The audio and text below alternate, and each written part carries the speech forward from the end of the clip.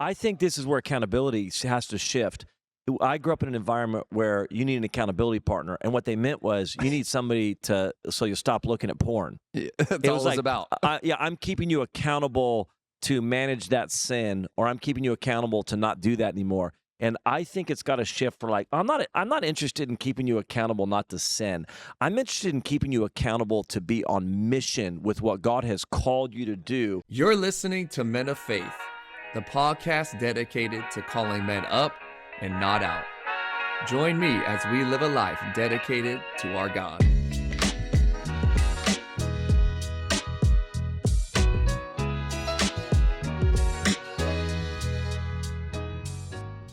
What's up and welcome back to the Men of Faith podcast. I'm your host, Caleb Cole. Excited. We're jumping in here once again to season 2. It's a new look. It's a new vibe, but it's been amazing. I'm here with my season 1 and 2 co-host, Brandon Miller. Welcome. And then we have a guest with us, and we're really excited. I think our first guest here at the Men of Faith podcast. And so I want to welcome to the Men of Faith podcast. We call them the MOFs, just so you know. So the MOFs, we need to welcome to the podcast my friend Banning Liebscher. Make some noise wherever you are in your car. MOF Nation. Yeah, Let the it be MOF known. Nation. Here we go. Listen, I'm really honored. I'm honored to be the first guest. I'm just wondering why it's a second season. I didn't know this was a second season right here. There was a season before. There was. So season 1, though, we did virtually, and it was just me and Brandon for the whole season. And so season 2, we're like, we need to bring in some people. All right. Well, and what an we're honor. in person now. This is amazing. So it's a whole the nother conversation's dynamic. Yes, very. So if you guys don't know Banning Liebscher, Banning started a movement, a global movement called Jesus Culture, music, conferences, incredible, all that you guys have done, reaching the next generation. And then a decade ago, planted Jesus Culture Sacramento. Yeah. And not far from here, 40 minutes or so, 35 minutes. I don't know. How was your drive today? It all depends on traffic, right? That's right. Exactly. Yeah. Good thing we had What you come time a little of day, later. Yeah. And so we're in the same city and have become friends through the years. We actually also hooped together and just started a new league. Banning and I are back together. It had been, 5-6 years since we played together. It's been 5 or 6 years since I've played is the problem. And Banning and I are the oldest guys on the team. It's not even close. I'm the oldest guy in the gym. I don't know if you ever get to the... No, the referees are old. No, I don't even know if those guys were. They probably weren't. It's a weird experience. Playing pickup ball in City League, your entire... from when you get out of high school... Yeah. Men's league maybe becomes the greatest thing in your life. It's so much fun. So you played all through your 20s, you played all through your 30s, and then you're in your 40s, and then I haven't played in a while. And now I'm walking in the gym going, I'm the oldest guy in this building right now. What happened, But I had to go to the chiropractor a few days later. I need an adjustment. He goes, so I said, I was playing basketball on Monday. He goes, with a bunch of 20-year-olds? I was like, yeah. He goes, all right. I told him, I said, I don't come here for your sarcasm, okay? Yeah, right? Well, what's cool is his son is also playing on our team. So that's really why I'm just going to sit on the bench and let him. Although, I got to tell you this, guys, if you're watching and older, my son's 19. He's only played organized ball, played real, played travel ball, AAU, and then high-level high school basketball. I tried to get him to play college basketball. It's a long story. Anyways, so he's never played City League. He doesn't know men's league. Mm-hmm. And he came home. He goes, wow, how is they really take it serious, Dad? I'm like, son, you've never really been around kind of people in their 30s who used to play, who this is their one night a week and whatever else. Let out all the aggression. Or guys that just sit in the zone. Or he's going to have to fight. The City League game is way different. He's going to have to figure it all out. So it is. So Banning and I have been rocking for a few years. We're all athletes, which is cool. Brandon, athlete, coaches his boys now. And not basketball, though. Well, we'll stick to football. Yeah, totally.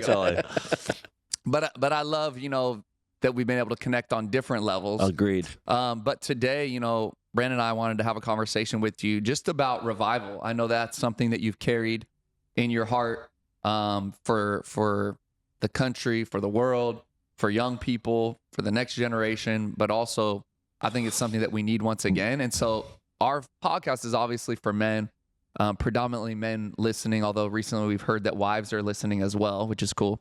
But we really want to talk about, like, how can revival start in us as men here in 2025 when it does feel like something's shifting right now and God's doing something new. That's right. Yes. So that's my lead-in. Take us to revival, man. There's the question right there. Well, one, I would just say this. I really mean this. I think what you're doing to really call men to a greater kind of realm of leadership and spirituality is huge. I think in regards, I think that the church is finally getting to a place where we realize, we either need God to show up, we need the supernatural activity of God in our midst, or this doesn't work out.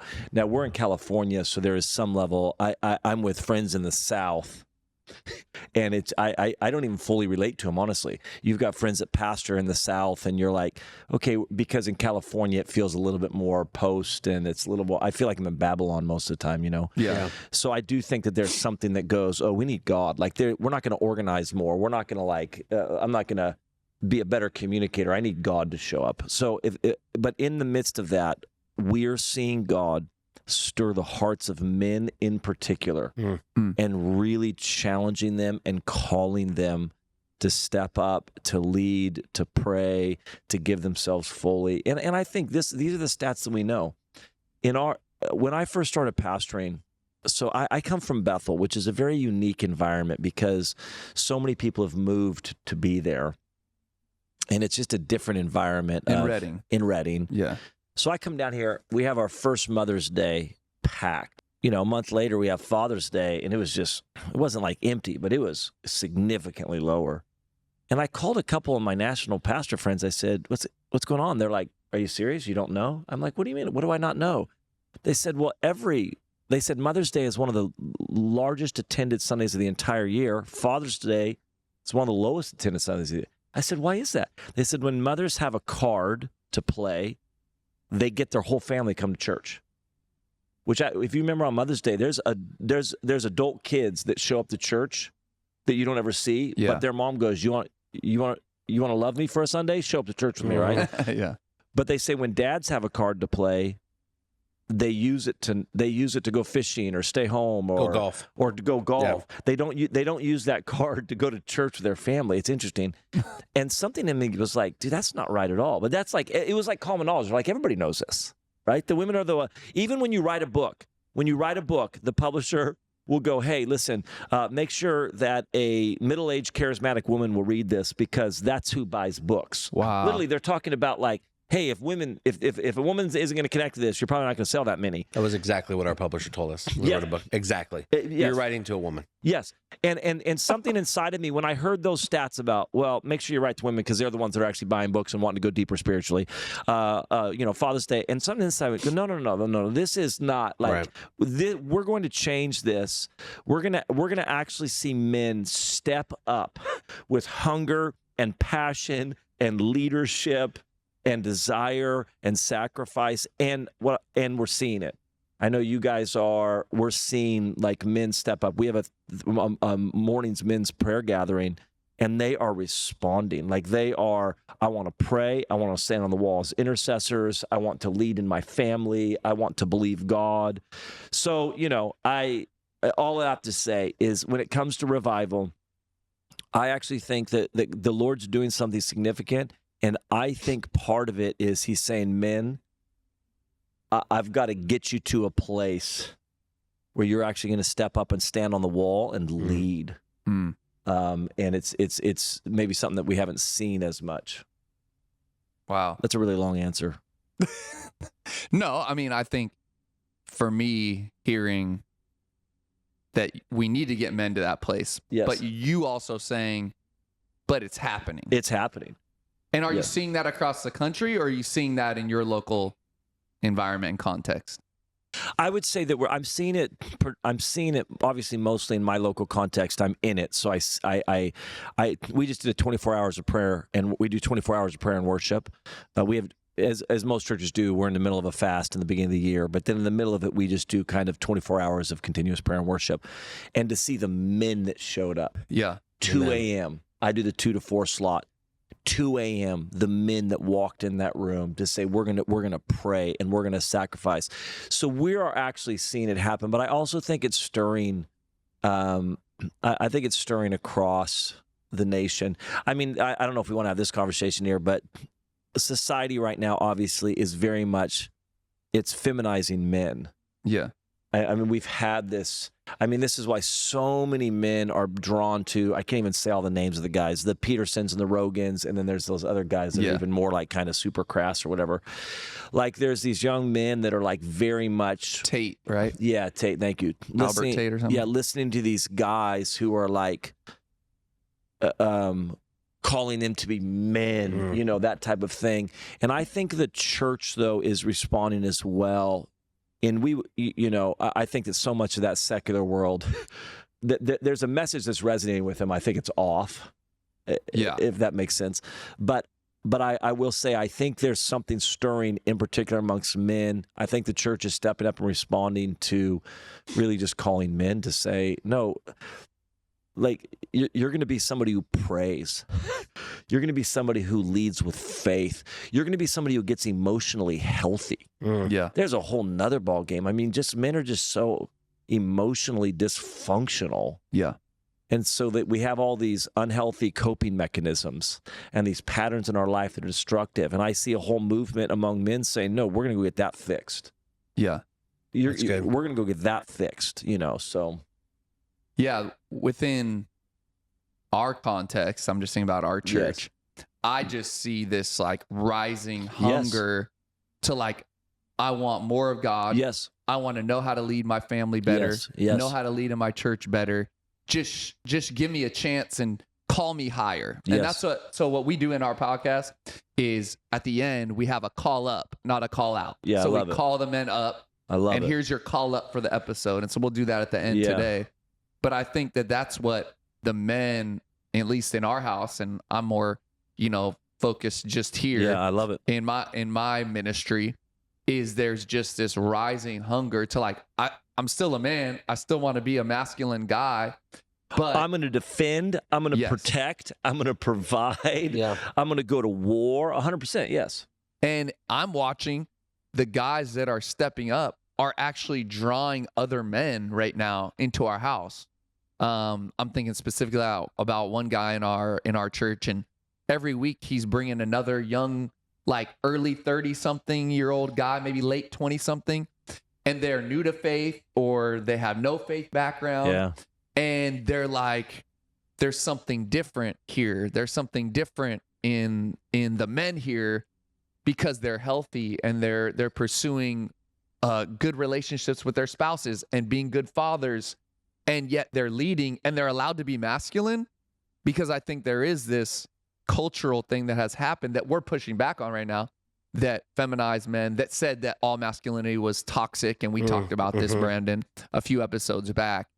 And I think the church has to provide something different. And then we can even talk about the church for years that I do think it was slanted towards women. Like we knew our target demographic. I actually was taking notes. I was like, let me write a book on Esther here soon. That's my next book. Esther's arising. Yes, the Esther spirit. I got it. But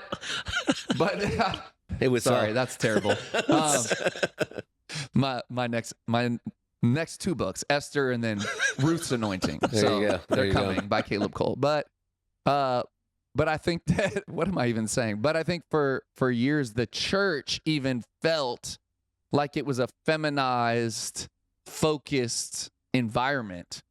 And what I'm seeing is like the churches that are right now experiencing a move of God are being led predominantly by men who are saying, I'm going to call men up and maybe even out at times. Yeah. And we need men leading again. And I think we were almost satisfied with women taking the role of leadership. Am I wrong? No, I don't think you're wrong. And I think, I had a time yesterday just listening to your final sermon of the year and a word you were giving to the church. And you brought it into this focus of paying attention, that God was going to give some ears to hear.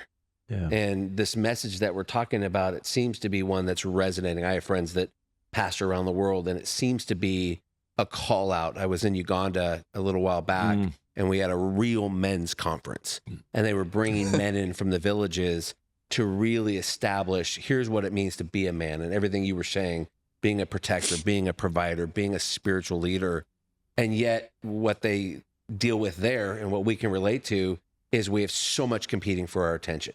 Oh, yes. So much diverting us from primary call that we're missing it. And it's like you use the image of God standing in front of the television, coming right in front of them, and this idea that he's going to call us to actually believe him now. Yeah. You're actually going to believe me. When I tell you you're called to this, when I say you're equipped with this, you're going to believe me and you're going to become that. And I'm curious for you as you're watching this play out with your ministry and relating it to, man, how you're seeing that start to emerge. Yeah, we pastoring in a Western culture, there's, I would say this, that I don't think our generation is facing more difficulties than previous generations. So I think other generations went through really difficult stuff. So I don't think we're like, hey, we've had it harder than everybody else. I don't think that's true. What's unique about our generation, though, is there's no generation ever before us that has had this many voices and this many distractions available to them. True. I mean, it's not even close. Yeah. We talk about just simply, your grandparents or your even just our grandparents. The amount of voices that were coming to them was very limited. They would wake up in the morning and see their wife and then walk out and get the newspaper, read a little bit of the newspaper, go to work, talk to some people, come home, watch 5 o'clock news. That was it. Yeah. Well, they're now, and you can do studies on this. The amount of information that's coming at us every day. They're getting more before they get out of bed. When they pick up their phone, they have more information coming out than they used to. My point is this: there's so much coming at us, so many distractions that I think one of the Lord actually talked to me recently about that word, focused attention. He just gave me that focused attention. I didn't even know there was like real kind of leadership books on this and everything else. But there's kind of broad attention and there's focused attention. And I think the danger zone for us is there's so much stuff vying for our attention. And some of it is fleshly pursuits, and some of it's stress, and some of it's whatever else. And the Lord's saying, I'm going to lock you in on something right now, and I'm going to put a call in front of you. I think the word of the Lord right now, and I would tell men, is this intentionality. Yeah. One of the things I think we don't do enough of is like really, really intentional with my life. Yeah. Yeah. That we're just like kind of life's happening to us. I'm at work. I'm trying to get a raise and do this and buy that or whatever else. And I think the Lord is really going to start locking in focused attention, just taking us from this wide into this kind of laser focus. The illustration I used in that thing as well was my dad was a police officer for 30 years or something. And when he was in investigations, one of the investigators that was with him was a guy. So Redding's not big, 70,000 when I was growing up. And so it's a really, really big deal if there's a shooting. There's just, it's sometimes, I don't even know if my dad drew his gun like twice in his whole career. Like it was just not, it was a smaller town and it was just a different era. Well, this guy had been shot 3 times. He'd kind of come around the corner. A guy had robbed a bank and he was chasing him. He comes into an apartment complex and he's 15 feet away from the guy, unloads 3 rounds into him. He lives. But so I go to lunch with him a couple of years afterwards, him and my dad. And I'm in my 20s and, I've seen all the movies and everything else. I'm like, dude, can you just talk me through what it was like to be shot? Yeah. Well, he begins to describe what happens both mentally and physically when you're in a high intense moment, like being shot, and how your body begins to shut down things that are unnecessary. He says many times when you see somebody shot, there won't be any blood because your body shut down the outer circulation of blood. It's only pumping blood to the organs that matter. Your peripheral vision will shut off. He said your hearing will shut off. Your mind begins to put things in slow motion, and so you are locked in. Like your body is in a moment where it's like, I'm going to shut everything down right now that doesn't matter, and you are going to be focused fully on this one thing. You don't need to see on the sides. You don't even need to hear right now. You need this. You need this. And I remember hearing that story, and the next day I was praying. The Lord said, Banning, that's what I'm doing in your life right now. I'm going to start shutting some things down that you don't need, because I need you to lock in with everything you have on this. Yeah. And I think the Lord's going to do that. And I would challenge men around this. Sometimes it's step up and lead. Sometimes it's go get healthy. Like we have so much emotional baggage going on that we don't want to deal with, and it's affecting our homes, it's affecting our lives. But so step up and lead. Go after hunger. Get to like church. I mean, there's just things I think the Lord is saying, listen, I'm going to get rid of some stuff out of my grace for you right now because you are going to lock in on this one thing. Right. And I think that's that focused attention that requires real intentionality from us. You know, in business, we've been interviewing PR firms right now for my company. And so we're like 10 vendors in.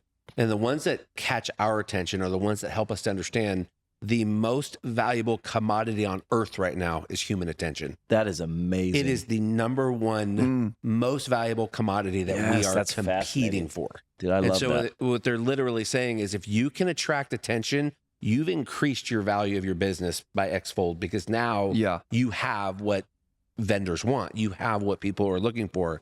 Attention. And there's never been more white noise out there. To get somebody's attention in this culture is something else. It's a work. Yes. I mean, and then to hold it. Yes. Not just to get them to gaze over, but to stay with you, to become someone that's tracking. And you have to have something that they value to do that.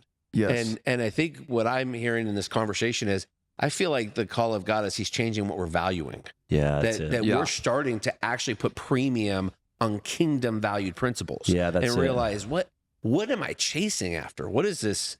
Where's the worth? Where's the value? Where's the longevity here? And it seems that call is going out to us. And I would say this is why I think both fathers and brothers are so important.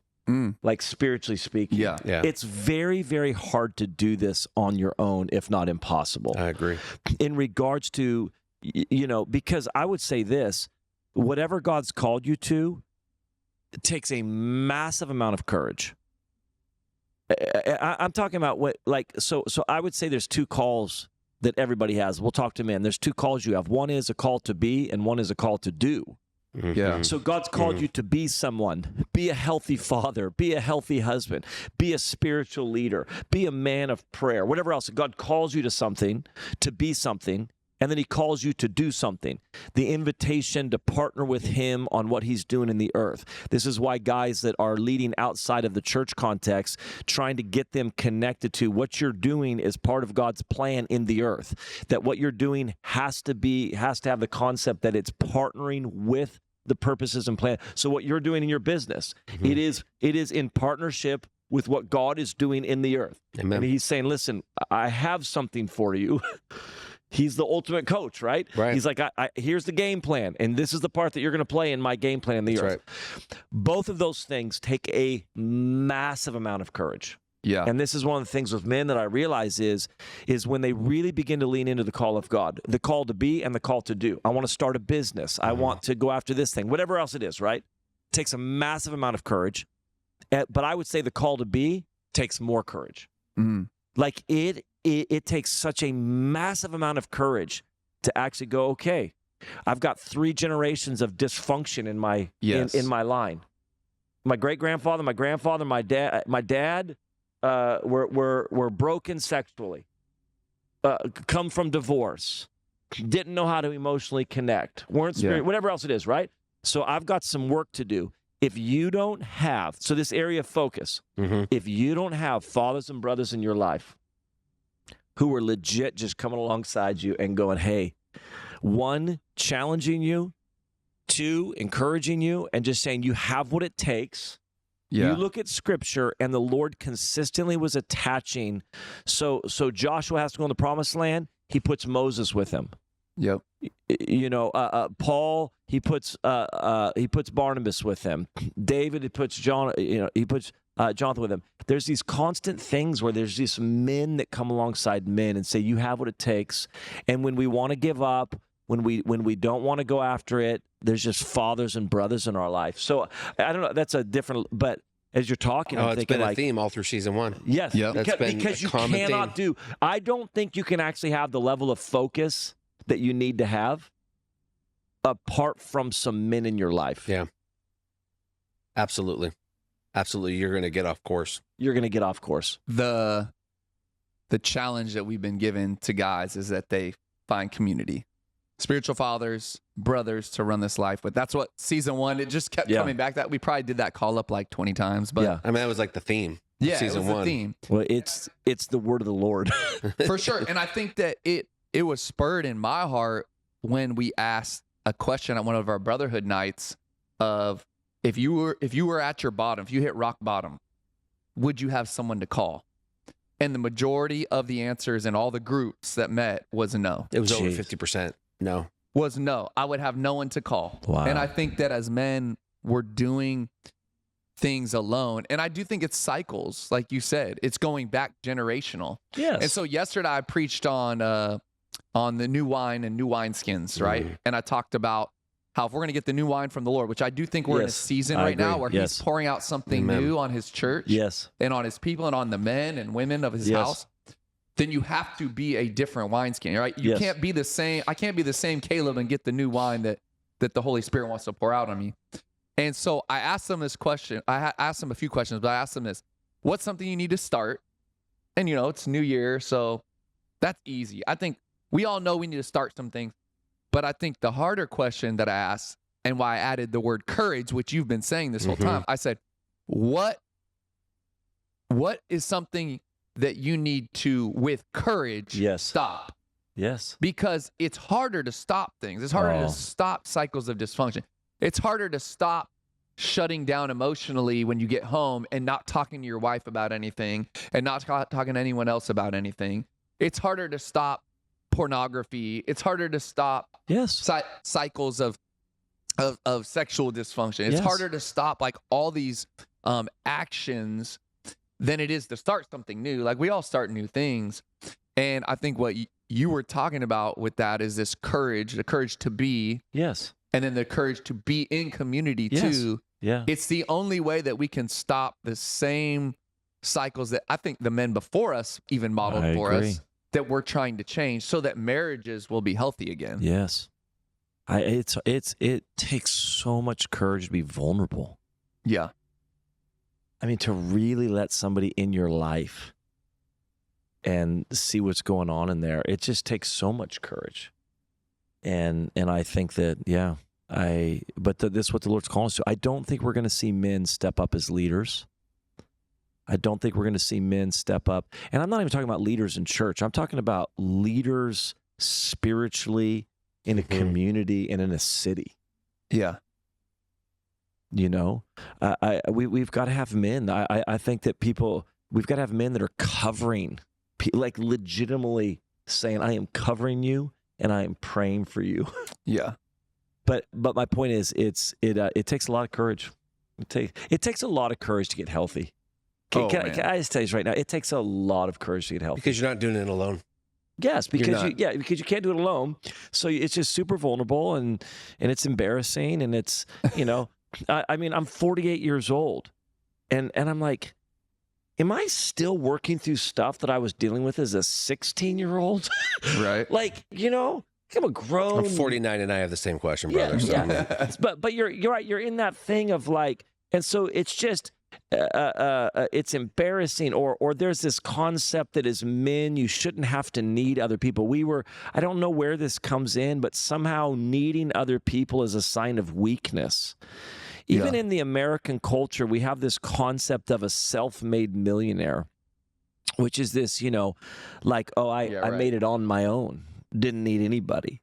And we're impressed. We're like, that guy made all of his money without the help of anybody else, which isn't accurate, right? Which is never the case. Ever, never. But we still kind of are like, wow, that's impressive, man. You did that on your own. You didn't need your dad's help. Like this is literally what it is, Yeah. Or even in the church world, we're more impressed by church planners than we are somebody who took over a church. You know what I'm saying? Yeah. You're like, well, you were handed most of that. I'm like, dude. That's why I planted, man. Yeah, that's why you. And you too. Yeah, 100%. I came with a whole. I'm trying to get all the credit. I came with a whole ton of worship leaders stuff, so I can't take too much credit. But I mean, it's this concept that we're so impressed by people that somehow did it on their own. Yeah. And it's a sign of weakness that, like, no, I need people. I need people in my life. It's a sign of weakness. It's vulnerable. Yeah, it just takes courage, man. I've talked about it, on this podcast, but I would say if I'm being honest, I was pastoring this church. We planted this church. We're coming up on 12 years old now. And I was not even really leading my family, my wife spiritually well. Yeah. And it didn't change. And probably some people in our church didn't even notice the difference. But it didn't change until a couple years ago when I finally was like, all right, I'll let someone spiritually father me. Yes. And up until that point, I was that guy I'm going to do it on my own. Like, I made a joke. I wanted all the credit. No, I probably really did. Like, I still do. I started this church. I didn't have anyone close to me in my life. And I'm like, I don't need anyone. I got God. It's me and God. And that was like almost a badge of honor that I wore. Yes. And me and God, I got the Holy Spirit. And I didn't realize how much I was stunted emotionally, spiritually even, and why it did feel at times like my wife was leading me and even leading our church. Mm. And I'm like, wait, I'm the leader, and everyone still saw me as the leader, and I'm still the president of the board, and I'm making some of the hard conversations. But some of the hard decisions and having to have the hard conversations. But when it came to spiritual leadership of our house, Chrissy was leading this church.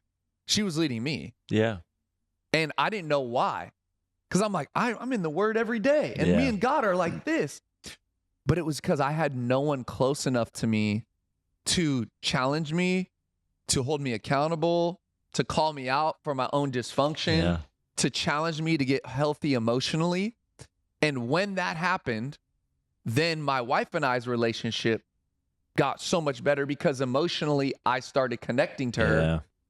And then it was literally in the span of 1 year that I went from, oh my goodness, I'm leading my wife spiritually.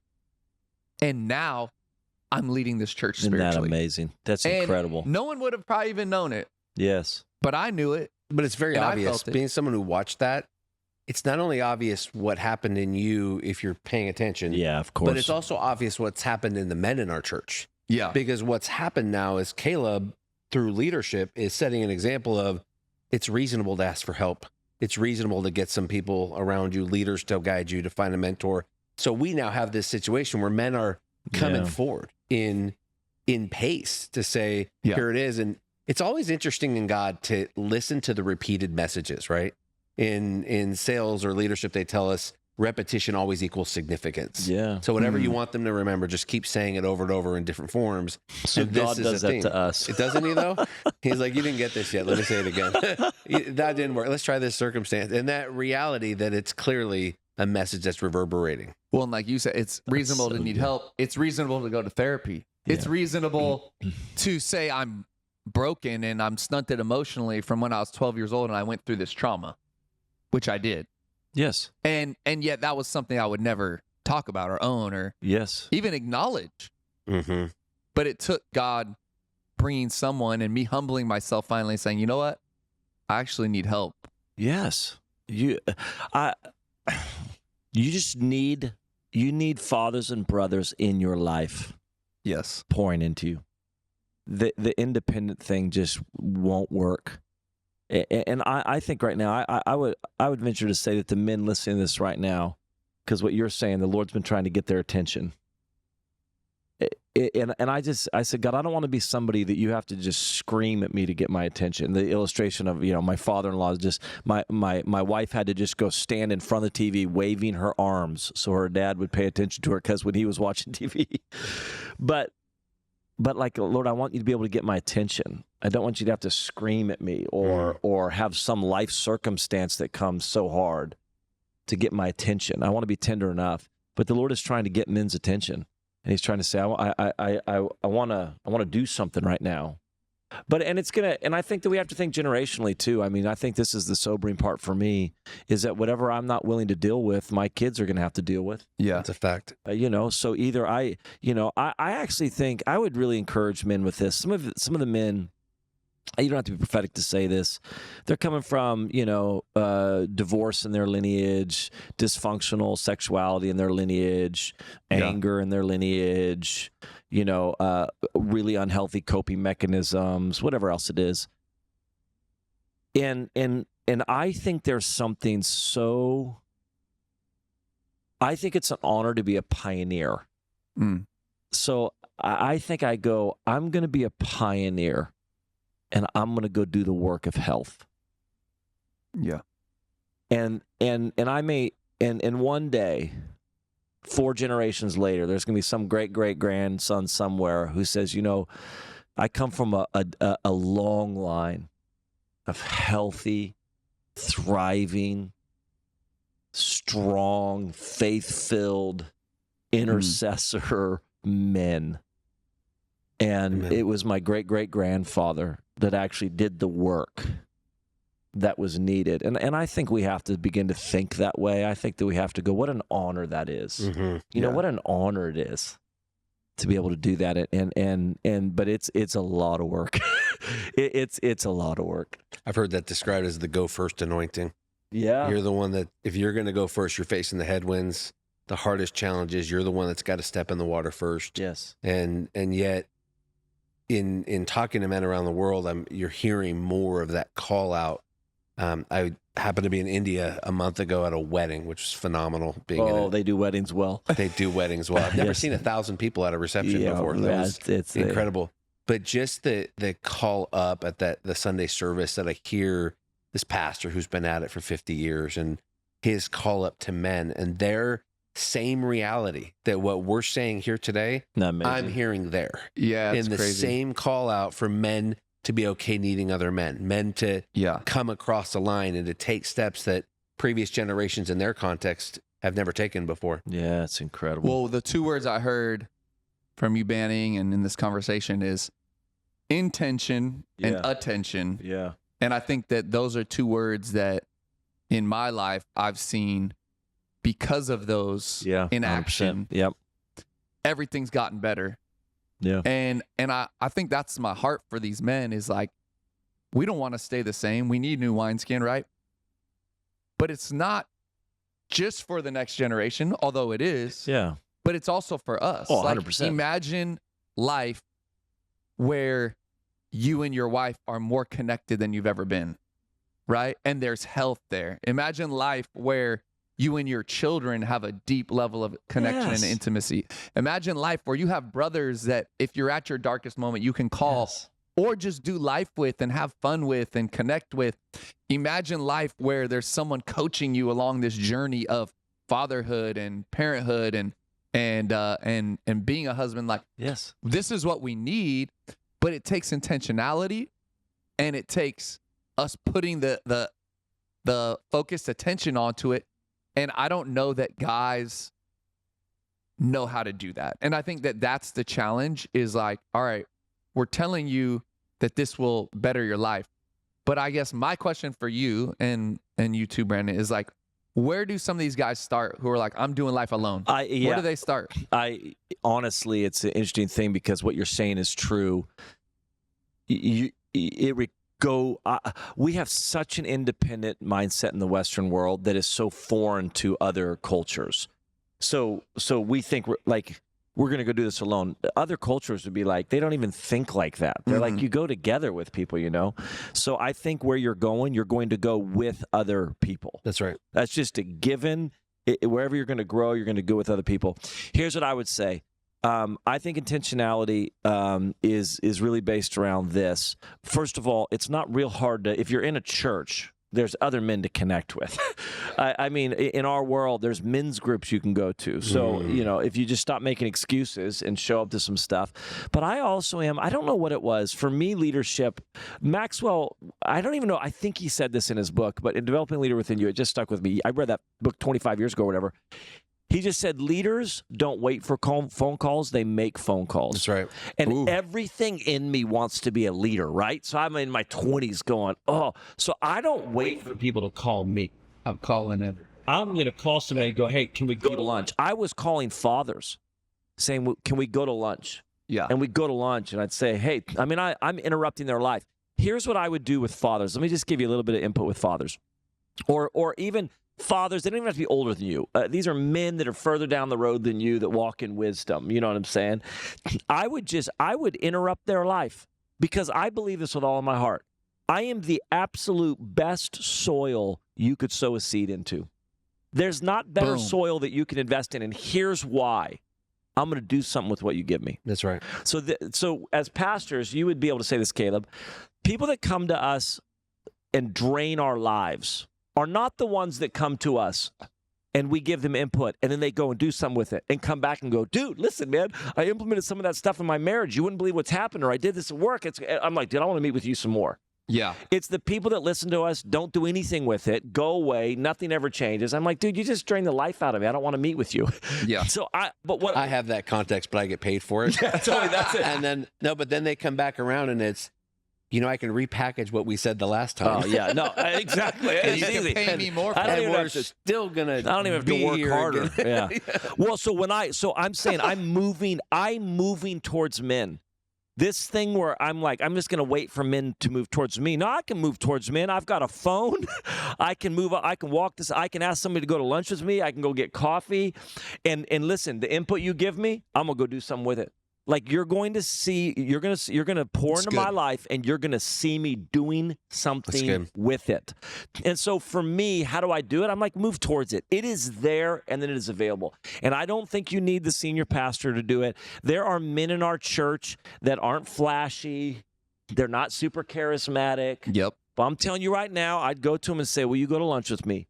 And they are going to, sometimes as well, I don't even need wisdom. I just need somebody that's encouraging me.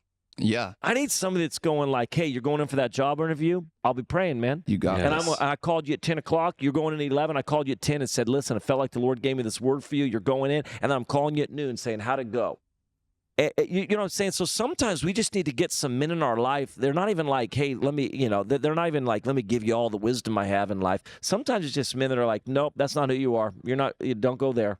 Yeah. I have a spiritual father in my life, my main spiritual father. COVID was brutal for us. Just me personally and just as a church, it was brutal. So I had this one particular, probably the roughest situation in there happened. I felt just really kind of just hurt and betrayed. I called my spiritual father. And I said, hey, man, he knows the people in the situation. I called him, and he goes, what are you doing? I'm like, what do you mean? He goes, dude, you're a great leader. Get up and keep leading. Why are you allowing this to, like, stop you right now? What are you worried about right now? Like get up and lead. And I'm like, can you feel sorry for me for like a moment?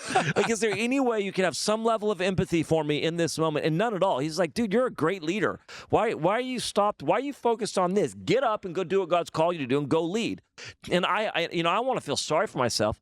The whole week, he's sending me Churchill quotes. Literally, he's texting me I love that. in the morning. I love that. If you stop at every barking dog, you'll never get to your destiny, or whatever else these things are. That's not a real quote. It's just whatever Winston Churchill.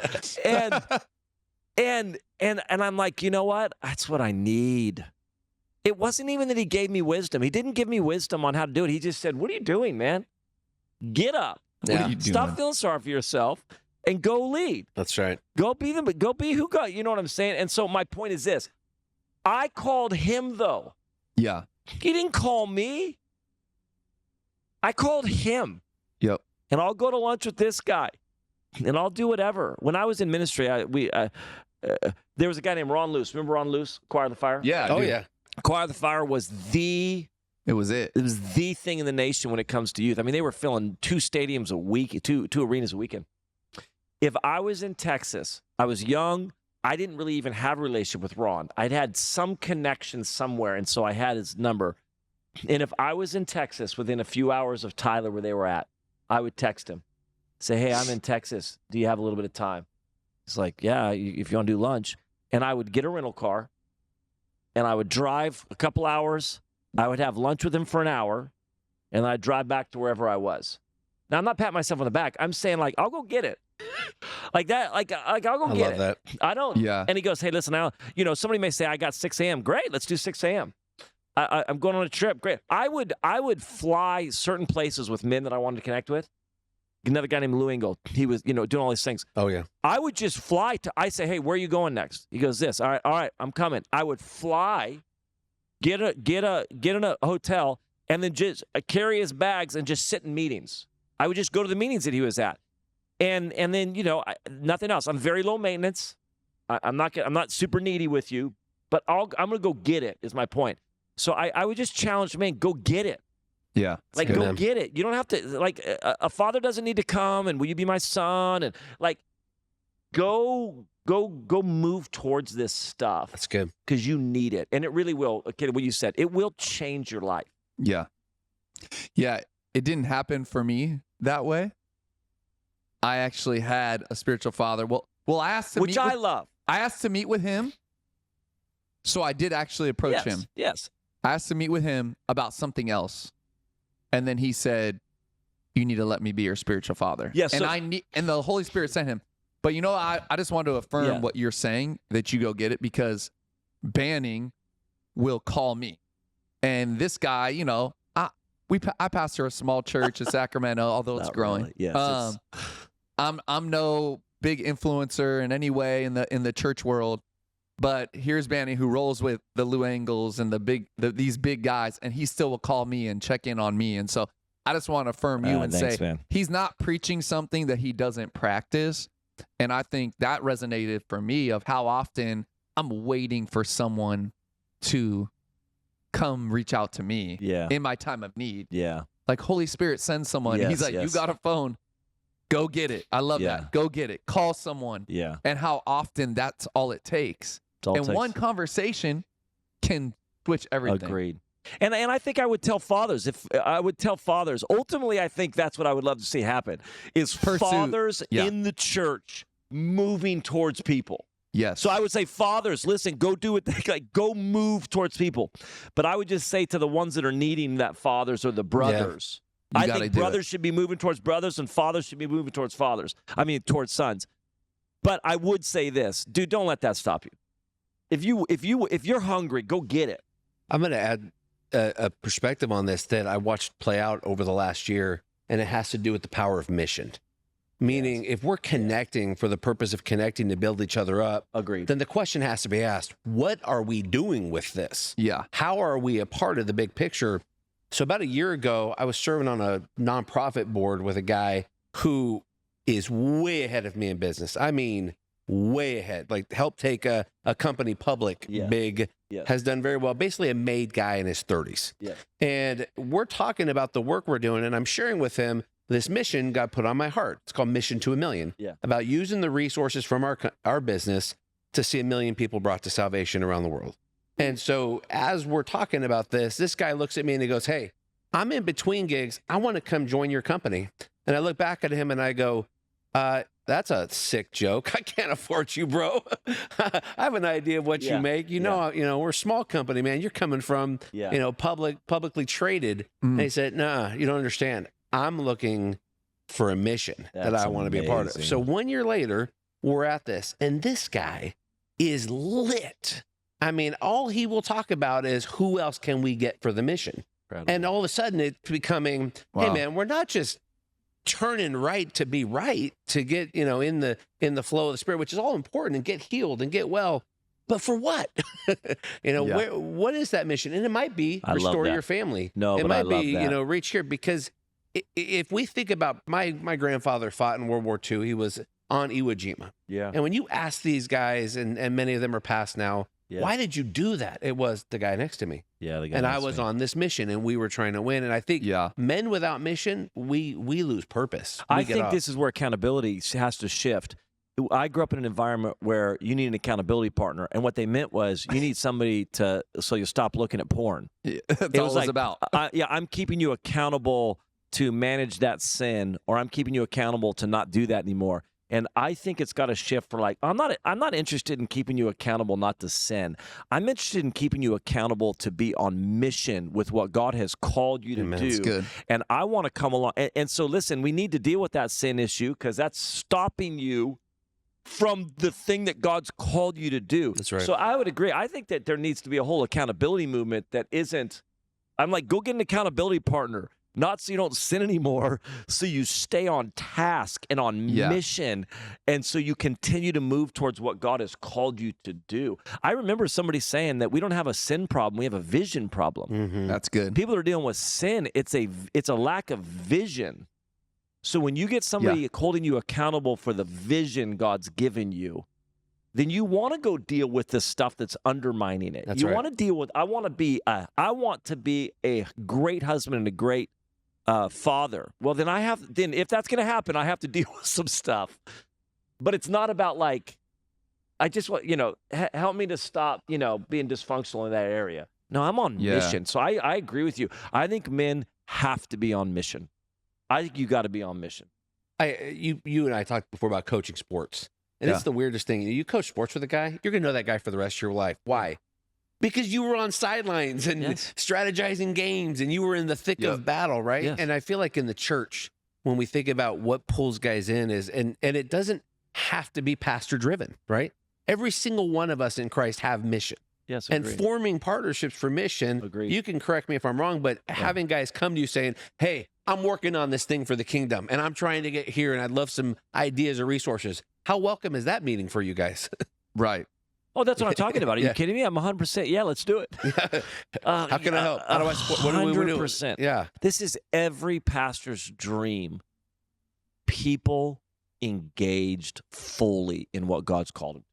I mean, I don't know if there's anything that I want them to love God with all their heart, right? I want them to love God with everything they have and then go change the world. Like, this is the thing for me. I just love God with everything you have and then go change the world. How can I help you do that? Yeah. That's what I want to help you do. Yeah, it's a challenge for us when everything is around, like you said, the sin. Yes. And that's the sole focus of our role as pastoring. But when it's around the vision and the purpose, it's a whole different ball game. And so that's what I found with I love it. all the men in our church. Yeah. There's a hunger, not for purity, although that's there. Yeah. To eliminate sin, that's there. I'm going to quote that. Project Church doesn't have a hunger for purity. No, we don't. But there's a hunger for vision. There's a hunger 100%. for purpose. Yes. And they're over the fake accountability of just help me not do this. I mean, I'm thinking about my own children and then my spiritual father. Yes.